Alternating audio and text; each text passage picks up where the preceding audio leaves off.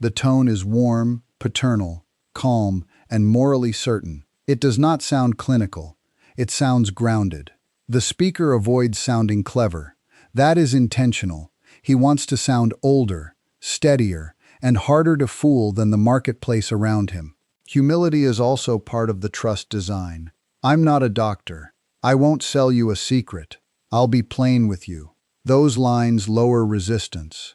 The audience feels safe because the speaker does not arrive like a salesman.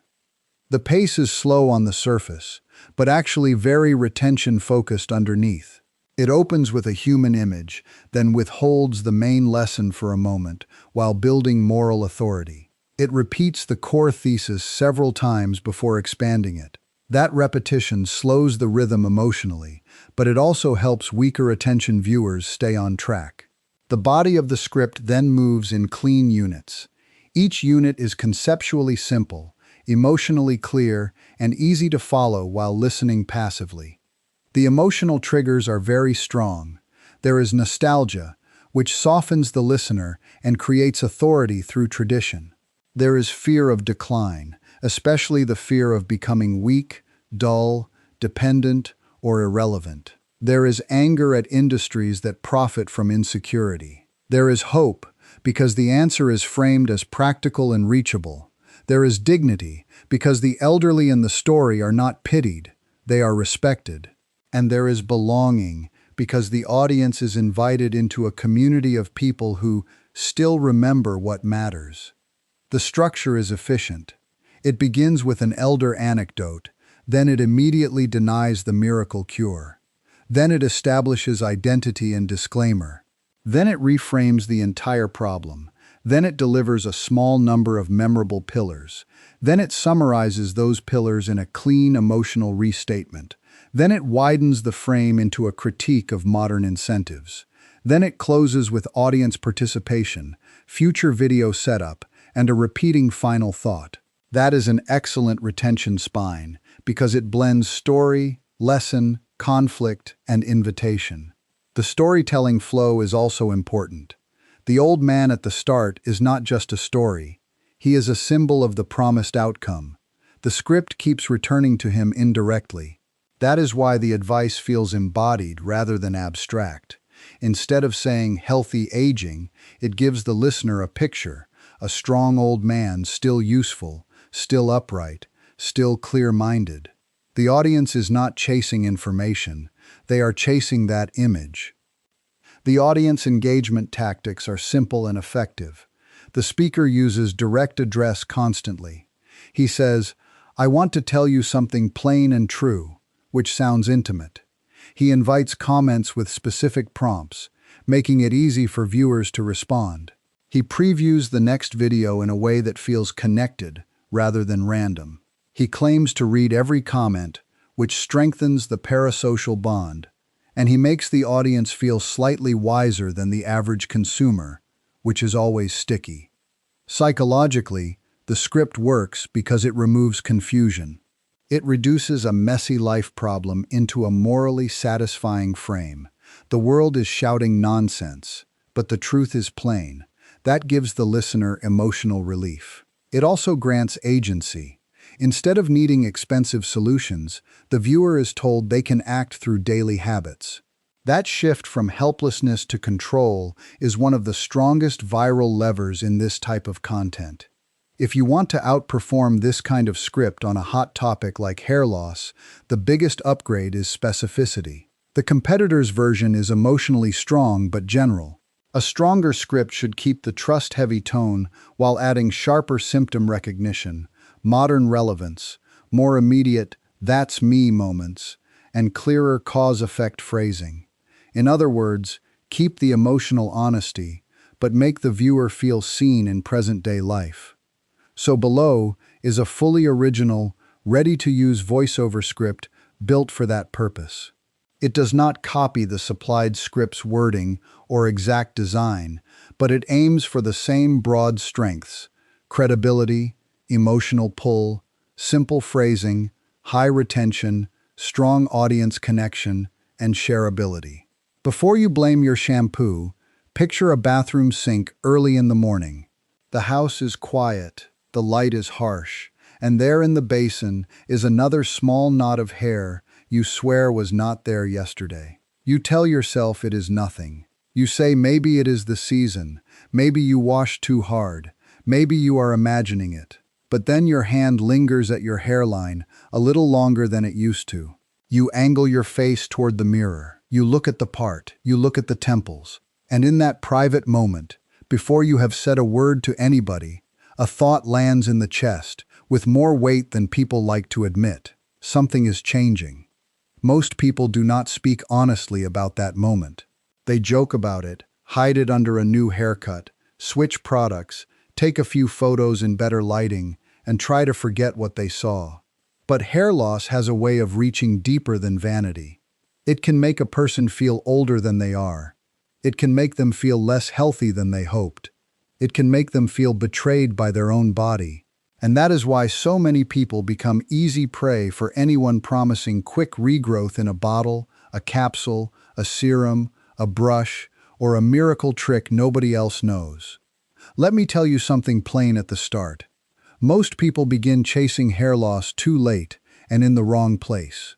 They search the shelf when the real story started in the body months earlier. They stare at the strand in the brush when the real signal was already there in their sleep, their stress, their hormones, their blood work, their eating, their scalp, their recovery, and the pace at which they have been burning through themselves. The strand you see is often the last messenger, not the first problem. And I want to be equally plain about something else. There is no honest person who can promise that one oil, one vitamin, one scalp massage, one shampoo, or one habit fixes every kind of hair loss. Anyone speaking that way is either oversimplifying or selling. Hair thinning is not one thing. A receding hairline is not always the same story as diffuse shedding. Breakage is not the same as follicles going quiet. Postpartum shedding is not the same as stress shedding. A sore scalp is not the same as slow miniaturization over years. If your hair is coming out suddenly, if you have patchy loss, scalp pain, redness, heavy shedding after illness, major fatigue, rapid weight change, or anything else that feels abrupt or alarming, that is the moment to speak with your attending physician, Dr. John. What I can give you is the part too many people never hear clearly. Hair is not just hair. Hair is a report card. It is one of the first visible places the body shows you that something in the system is under strain, underfed, inflamed, disrupted, or redirected. And that is why the hidden causes matter more than the flashy cures. A bottle can sit on the scalp. A real cause lives much deeper. The first hidden cause is that the body does not treat hair as essential when it feels unsafe. That sounds simple, but it explains more than people realize. When a body is pushed hard by stress, poor sleep, emotional shock, overwork, illness, crash dieting, inflammation, or constant nervous system overload, it starts making decisions about where to spend energy. The heart matters, the brain matters, repair matters, survival matters. Hair does not make the top of that list. When the body feels pressed, it becomes economical. Hair growth slows. More hairs shift into resting. Weeks later, sometimes months later, the shedding begins, and by then most people no longer connect the loss to the strain that came before it. That is why someone can go through a brutal season and not notice the fallout until long after the season has passed. A breakup, a move, a surgery, a fever, grief, a period of not eating enough, months of sleeping badly, a job that kept the stomach tight from morning to night. The body remembers what the mind tries to outpace, and hair, in its own quiet way, tells the truth. A great many people think their hair suddenly started failing them. Often what really happened is the body was forced into emergency budgeting, and hair was one of the first things to get cut from the plan. The second hidden cause is undernourishment, and I do not only mean obvious starvation. I mean the modern way people stay technically fed while remaining poorly supplied. There are people eating all day and still not giving the body the raw materials it needs to build strong hair. Vitamin D, B12, and a larger web of nutritional stability than internet marketing likes to admit. But people skip meals, live on coffee, chase thinness, overtrain, undereat protein, fear healthy fats, snack instead of nourish, and then wonder why the body stops investing in things that are not urgent to survival. This is especially common in people who say, "I eat pretty healthy," but when you look closely, the day is full of little light things and almost nothing deeply sustaining. A smoothie, a granola bar, a salad with hardly any protein, a couple of rushed bites between meetings. Coffee first thing, maybe wine at the end of the night, and not much in the middle that says repair, strength, rebuilding. Hair may be cosmetic in the mirror, but inside the body it is construction, and construction requires supplies. A body that is always short on building material starts cutting corners where it can. The third hidden cause is metabolic instability, which sounds technical until you feel it in daily life. I mean the pattern where energy spikes and crashes, hunger comes in waves, cravings hit hard, sleep gets lighter, the waistline changes, inflammation rises, and the whole system begins living on blood sugar turbulence instead of steady fuel. A scalp is not floating above the body in a separate world. It lives downstream from circulation, hormones, inflammation, and energy regulation. When the internal environment gets erratic, hair often becomes one of the quiet casualties. Many people want a scalp answer for what is really a whole-body rhythm problem. They buy another topical product while living in a cycle of stimulants, sugar, skipped protein, short sleep, and constant rushing. Then they become discouraged because they are treating the visible edge of a deeper imbalance. Hair grows best in a body that feels stable. Stable meals, stable recovery, stable blood sugar, stable sleep, stable stress response. The word stable is not exciting, which is probably why it is ignored, but it matters more than most of the glamorous advice people pay for. The fourth hidden cause is that modern grooming itself can become a slow form of damage. Not always dramatic damage, often just enough repeated strain to wear things down over time. Tight styles, heavy extensions, repeated bleaching, harsh heat, constant slicking back, product buildup smothering a sensitive scalp, dry shampoo layered for days, aggressive brushing on fragile wet hair, chemical treatment on top of a scalp already irritated. People do these things while believing the damage, if it comes, will be obvious and immediate. But sometimes the problem is not one bad event. Sometimes it is the sum of 100 little insults. Hair has memory in that sense. The scalp has memory too. Repeated tension teaches follicles a bad lesson. Repeated inflammation changes the environment. Repeated breakage makes people think they are losing growth, when in reality they are destroying length faster than it can be kept.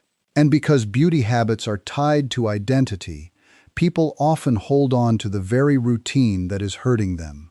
They do not want the answer to be the thing they do every week in the mirror, but often the scalp knows before the person is ready to admit it. The fifth hidden cause is hormonal change. And this is where many people become either fatalistic or confused. Hormones shift after childbirth, during perimenopause, around menopause, during periods of high androgen sensitivity, with thyroid dysfunction, and with certain medications or medical conditions. This is not an area for casual guessing, but it is an area where many people waste years because no one explains that hair responds strongly to hormonal weather. A person can do everything right on the outside and still struggle because the internal signals telling the follicle how to behave have changed. This matters because when people do not understand the hormonal piece, they blame themselves in the wrong way. They think they failed at self-care. They think they bought the wrong product. They think they washed too much or not enough. They keep swapping routines while the deeper signal remains untouched. That is why a good evaluation matters when the shedding is severe, when the pattern is strong, or when other symptoms ride alongside it. Hair can sometimes be the first alarm bell that the body is asking for a fuller look. The sixth hidden cause is poor recovery. People understand stress as a feeling, but recovery is what happens after the stress, and that part is often missing. The body can survive a hard season. What it struggles with is a hard season with no repair, no deep sleep, no quiet, no nourishment, no light movement, no daylight, no room for the nervous system to come down. People live in a permanently activated state and call it normal because everybody around them is doing the same. Then months later, they stand under the shower and panic at what is in their hands. Hair loves an environment where the body believes tomorrow is safe enough to keep building. That is what recovery tells the system. It says we are not running from fire every day. We are allowed to repair. We are allowed to grow. We are allowed to spend resources on more than emergency functions. It may sound soft, but it is not soft at all. It is biological. A body that never gets the message of safety becomes conservative. It protects the essential and lets the optional slide. Now here is the part that frustrates people, because they want a faster answer than the truth allows. Hair is slow. That is one reason the market around hair loss is so full of manipulation. When a problem changes slowly and recovery also changes slowly, a seller has plenty of room to make false promises. People want a dramatic before and after. They want reassurance by next month. But hair does not usually reward desperation. It rewards consistency. What you do for 2 weeks matters less than what you do for months. What the body believes over time matters more than what you dab onto the scalp in a burst of hope. That is also why discouragement is so dangerous here. A person starts sleeping better, eating better, simplifying products, reducing heat, increasing protein, taking care of the scalp, getting blood work checked, and then after a few weeks they say nothing is happening. Of course, nothing obvious is happening yet. Hair is not fast enough for that kind of impatience. The body needs time to change the internal message. Follicles need time to respond. Shedding patterns need time to settle. Regrowth, when it comes, often arrives quietly. First less fear in the shower, then fewer strands on the pillow, then tiny signs near the hairline, then a slow return of confidence. The seventh hidden cause is that people treat hair loss like a cosmetic emergency instead of a whole life signal. They think the question is, what do I put on my head? When a better question is, what has my body been trying to tell me for the last 6 months? That one shift changes almost everything. It changes the urgency. It changes the emotional tone. It changes the kind of action a person takes. Instead of scrambling from product to product, they start becoming observant. When did the shedding begin? What changed before it? How have I been sleeping, eating, recovering? What medications changed? Was there illness, stress, weight loss, hormonal shifts, tight styling, scalp symptoms? That is how real answers begin. And this is where many people finally feel relief. Not because the problem is solved in a day, but because chaos becomes a pattern. Once you understand that hair loss is often the visible edge of invisible strain, the fear becomes less shapeless. You stop taking every strand as proof that you are doomed. You start thinking more clearly. You stop handing your judgment to whoever has the most dramatic ad. You stop getting pulled around by every person shouting miracle growth from a bottle. And in that calmer place, you usually make better decisions. There is another emotional layer people do not talk about enough. Hair loss can change how someone moves through the world before anybody else notices anything. They adjust their part. They avoid overhead lighting. They pull back from photos. They choose seats carefully. They touch their hair without realizing it. They stand differently in conversation. They make rules for themselves. No wind, no wet hair in public, no bright bathroom mirrors, no candid videos. That is why the subject is so powerful. It is not only about appearance. It is about ease, about spontaneity, about whether a person feels free in their own skin. And that is exactly why false hope sells so well. It is not merely selling strands. It is selling relief from the mental occupation. It is selling the dream of not thinking of selling strands. It is selling relief from the mental occupation. It is selling the dream of not thinking about it anymore. That is why people who are otherwise sensible can become irrational with hair products. They are not just buying shampoo. They are buying a chance to stop worrying. They are buying back a version of themselves that felt simpler and less watched. If you do not understand that emotional hunger, you do not understand the market around hair loss. But there is good news in all of this, and it is better news than hype. Hair is honest, which means it can sometimes improve when the body is finally treated honestly too. Not in every case, not perfectly, and not overnight. But many people see real improvement when they stop searching for the loudest solution and start addressing the quiet causes. Better nourishment, better recovery, better scalp care, less tension, fewer harsh routines, medical evaluation when the signs call for it, a more stable internal environment. These things are not sexy. They do not look dramatic in an advertisement, but they make biological sense, and biological sense tends to outperform marketing in the long run. If I were telling someone where to begin, I would tell them not to begin with panic. I would tell them to begin with observation and honesty. Has the shedding been sudden or gradual? Are you seeing breakage or actual loss from the root? Is the scalp itchy, sore, flaky, or inflamed? Have you had a hard season physically or emotionally? Are you eating enough protein to repair tissue? Are you chronically underslept? Has your cycle changed? Has your weight changed? Did you recently get sick? Are you tightening your hair every day and calling it neatness when it is really strain? Are you stacking product on a scalp that has been asking for calm? These questions are less glamorous than miracle claims, but they get closer to the truth.